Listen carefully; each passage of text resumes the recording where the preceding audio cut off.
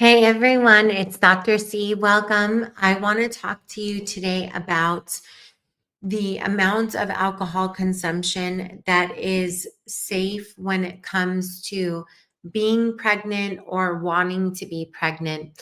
And I have done a couple of posts about this recently, and they are very popular posts. And yesterday I posted a poll asking our FPI Village on Instagram specifically what they have been told by their doctors about the safety of alcohol consumption when they are pregnant or they want to be pregnant. So the four response options that I gave them are none, no amount of alcohol; two, one glass of wine per day; and three, a couple glasses of wine per day; and four, you can drink as much as you want until you get your positive pregnancy test. So here's the breakdown of the data that we've received thus far. The poll is still active, so these may not be final data, but it will be finishing up in the next hour or so. So 72% were told that there's no amount of alcohol that's safe during pregnancy or if you want to be pregnant. 7% were told that one glass of wine per night is with dinner, or one glass of wine per day is safe. Another 7% were told that a couple or few glasses of wine a day are safe. And then 15% were told that it's fine to keep drinking. And then once they get their positive pregnancy test, that's when they stop drinking. Okay, so what that means is a total of 72% were told that there's no amount of alcohol that's safe to consume, and a total of 29% were told that some amount of alcohol is safe to consume when you're pregnant or you want to be pregnant. Now, we talk about this in tremendous detail in the Primester protocol, and I want to just touch on this a little bit here. And the research is very clear that there is no amount of alcohol that is known to be 100% safe or guaranteed to be 100% safe when you are pregnant or want to be pregnant. There are a number of pathways through which alcohol disrupts the equilibrium and functioning in our brains and our bodies, including the microbiome, which we know is our second genome and our second epigenome, hormonal balance, detoxification pathways, methylation pathways, and alcohol in and of itself is a toxicant, and also usually has a very high level of sugar, which has an impact on blood sugar and insulin, which we know has a direct impact on egg quality and other aspects of both male and female fertility. So, what I would like to say to you is that there is no known amount of alcohol that can be guaranteed 100% of the time to be safe. The safest thing to do is to eliminate alcohol throughout pregnancy, and also to eliminate alcohol throughout your trimester, which is 120 days plus. So could be longer, but at least 120 days leading up to conception. Let's talk about the other recommendations. So there's even a published book that talks about the safety of consuming some alcohol during pregnancy, and talks about especially the safety of consuming maybe one glass of wine at night with dinner during the second and third trimesters. The first trimester is very delicate, and absolutely you should be abstaining from alcohol during the first trimester. There's a high risk of miscarriage. There's just a high risk of abnormalities. There are so many, I mean, most miscarriages are the result of abnormality. So let's talk about the recommendation in trimesters 2 and 3. The problem with this is that there is so much individual variability or variation in how, in alcohol tolerance, how the body processes and eliminates alcohol, how much food someone is eating with dinner, because the idea is if you're having a glass of wine with dinner, that the food is slowing the absorption into the bloodstream, and therefore the alcohol isn't having as profound of an impact, and perhaps isn't having as profound of an impact on blood sugar as well. But there's so much individual variability in the rate at which alcohol is taken in to the bloodstream, how it's processed. There are certain groups, including ethnic groups, that may have a harder time with the processing of alcohol. There are some Asian groups and Asian peoples who may have a harder time and are prone to alcohol poisoning. But there's also a great variability in how much food people are eating, how sensitive their blood sugar is, their MTHFR variants, how well their methylation processes and detoxification pathways work.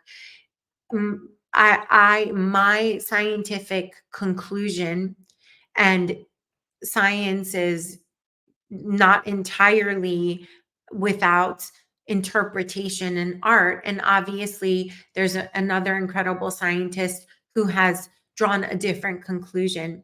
But my scientific interpretation is that there are too many pathways that are critical for healthy fertility and pregnancy and in utero programming of future childhood health that are impacted by alcohol consumption, even one glass of alcohol consumption, that there is no amount of alcohol that can be guaranteed to be safe.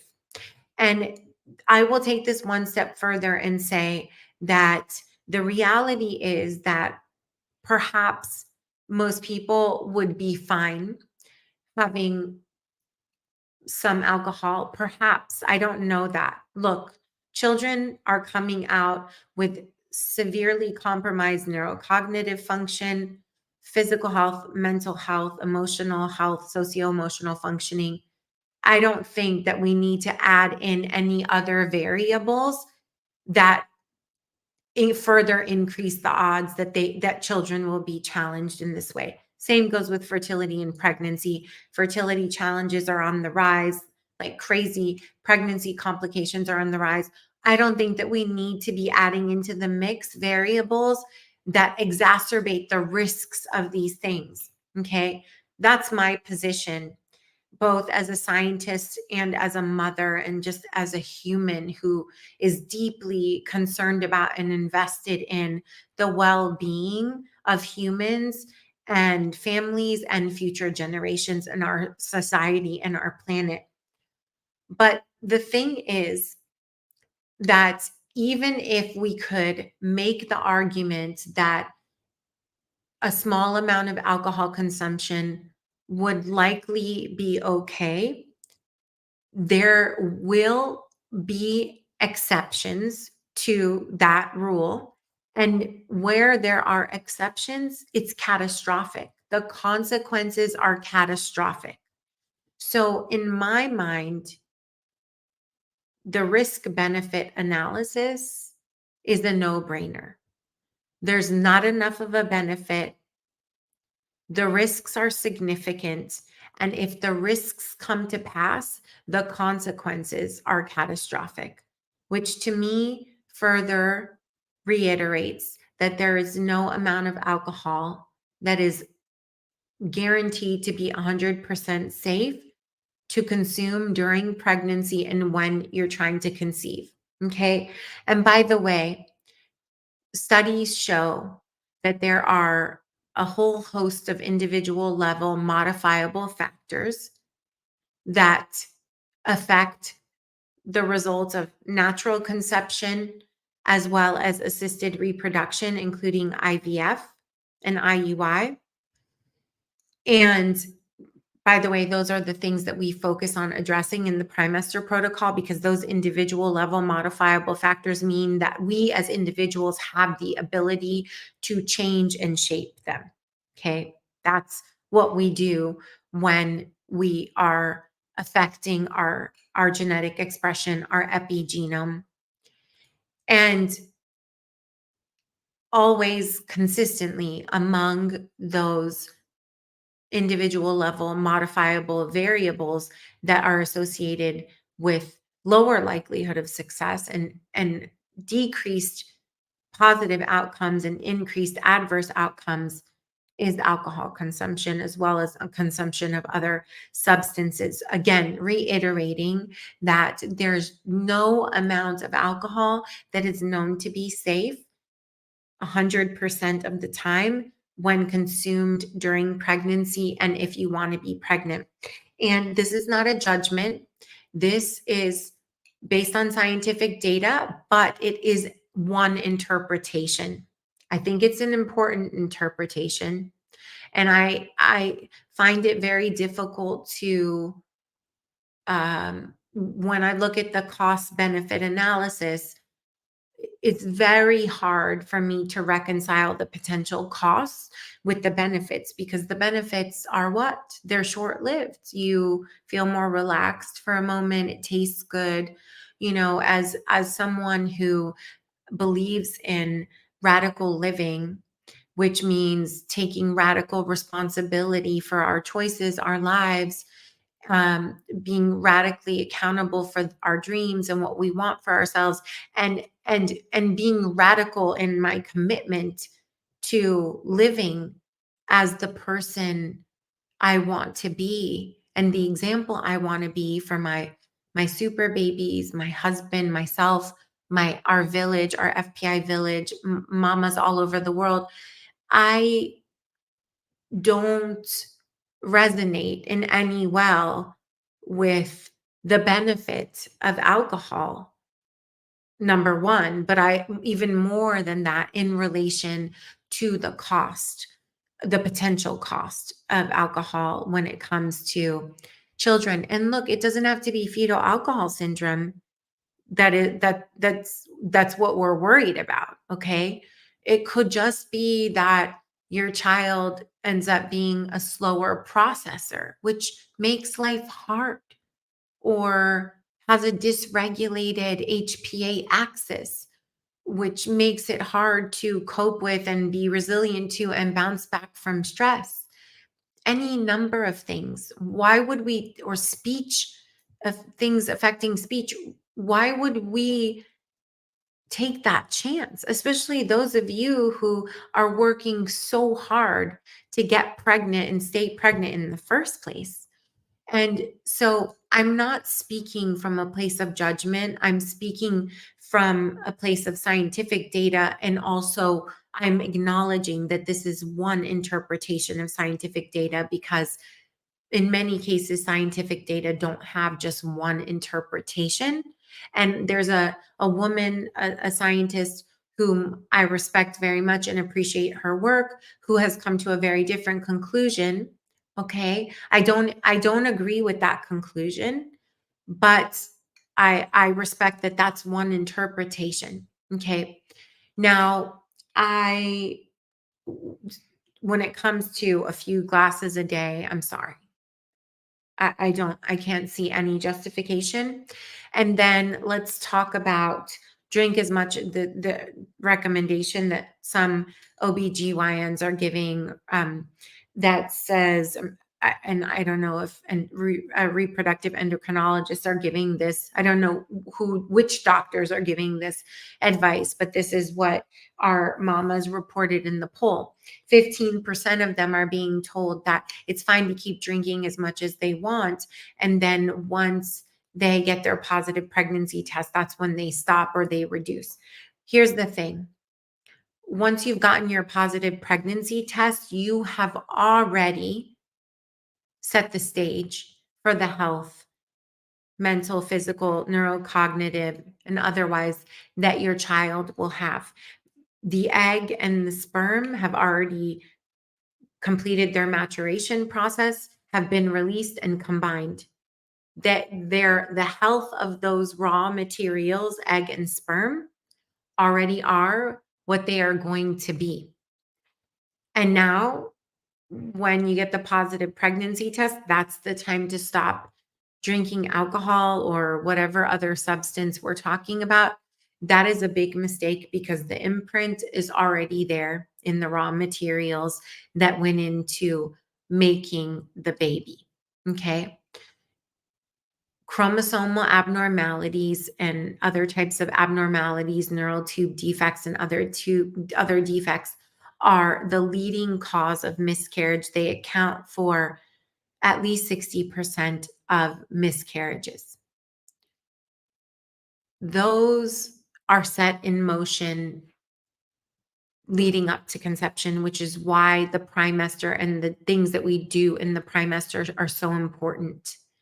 Once egg and sperm have been released and then combined to fertilize an egg and begin the process of cell division and creation of a baby, there's very little that can be done to stop the problems that already existed within the egg and sperm and how they combined. Okay, so whatever you would not do during pregnancy must be eliminated in the trimester. Because let me say it again in case it's hard to understand. The egg and sperm are completing their maturation processes, the egg in approximately 120 days leading up to its release in ovulation, the sperm somewhere between, I always forget the exact number, but 74 and 92 or 74 and 92, something like that. Okay. And then it's released.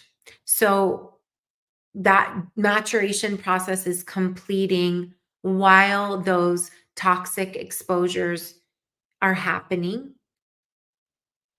And then the egg is what it's going to be, and the health of the egg is what it's going to be, and the sperm is what it's going to be, and the health of the sperm is what it's going to be already. And then they get released and they combine, and how they combine to create cellular division, then that becomes a baby, is already set in motion. So it is absolutely whomever is giving you the advice to, you can continue drinking what you want, consuming whatever you want until you get your positive pregnancy test, and that's when you start making the changes, doesn't fully understand this process, doesn't understand the critical developmental window that is represented by the trimester, those 120 plus days leading up to conception, and or is giving you very irresponsible advice. And look, life is riddled with irresponsible advice. Another piece of irresponsible advice that's very common in the fertility world is it's normal for it to take a year to get pregnant. So keep trying for another 6 months or 12 months. And then if you're not pregnant yet, then come back. And that is not based on evidence, because the scientific evidence show very clearly that the majority of people who are going to get pregnant will get pregnant within the first 3 months of trying. And that when you get to the 4th month and you're not pregnant yet, there are diminishing returns on your time, so much so that the likelihood of getting pregnant between month 4 and month 12 is less than 1 out of 4. It drops so much. So truly, if people are looking at scientific evidence instead of just repeating the the common party lines that are out there, then what people would be saying based on evidence is that if you've been trying for 3 months and you're not pregnant yet, you need to stop and pause and assess what's going on. Don't continue doing what you're doing because the odds of getting a different result are incredibly low starting by month 4 and continue to get lower and lower. Okay. So just because you've heard something a million times doesn't mean it's correct information. And at the end of the day, we have to remember this is true in fertility, pregnancy, and no more true. No place is it more true than when it comes to mothering and parenting. So the thing that I want to remind you is that this is your life. This is your body. This is your fertility. This is your family. This is your baby. Make the decisions for yourself according to the life that you want to have. And forget what everybody else is saying and doing, because what everybody else is saying and doing has gotten us to the place that we are now, which is incredibly alarming. Fertility challenges on the rise every year, miscarriage rates growing every year, premature ovarian failure growing every year, sperm count declining every year. Almost 1 out of every 2 children has a chronic mental or physical health condition. We should be born so perfect. 1 out of 36 children is autistic. 1 out of every 25 boys. This is what has become normative. This is not normal. It's become normative in that it is becoming commonplace. This is the result of what everybody else is doing. So I don't know about you, but I don't want to be normative. I'm happy to be weird.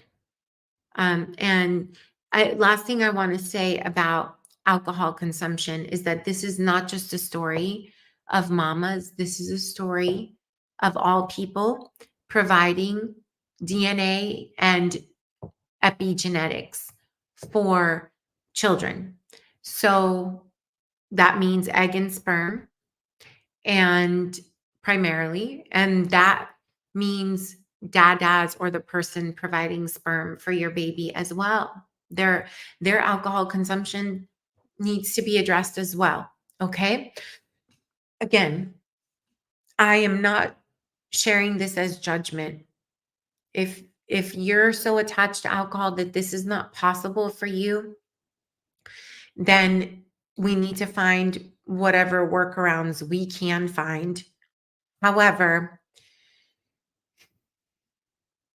the safest thing to do in every case, if you really are dedicated to having your best fertility, your best pregnancy outcomes, and your super baby, you want to have a baby who's as healthy as possible, as happy as possible, as smart as possible, as neurocognitively strong as possible, as resilient to the immense stress of the modern world as possible, whose stress response system operates the way it should. It goes off when it needs to, it comes back down and recovers easily. Then one of the simplest ways you can help to achieve that is by discontinuing alcohol and other substances. Okay. All right. So again, here were the poll results. 72% of mamas reported that their doctors told them there was no amount of alcohol that is safe to consume if you're pregnant or you want to be. 7% of mamas were told that it's fine to consume 1 glass of wine a day during pregnancy, and I assume also when trying to conceive.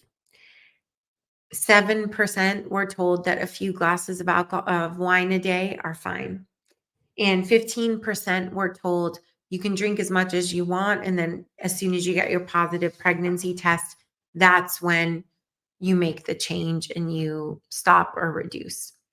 I've already told you why that advice is very bad, and also why my interpretation is that uh, a few glasses of wine a day.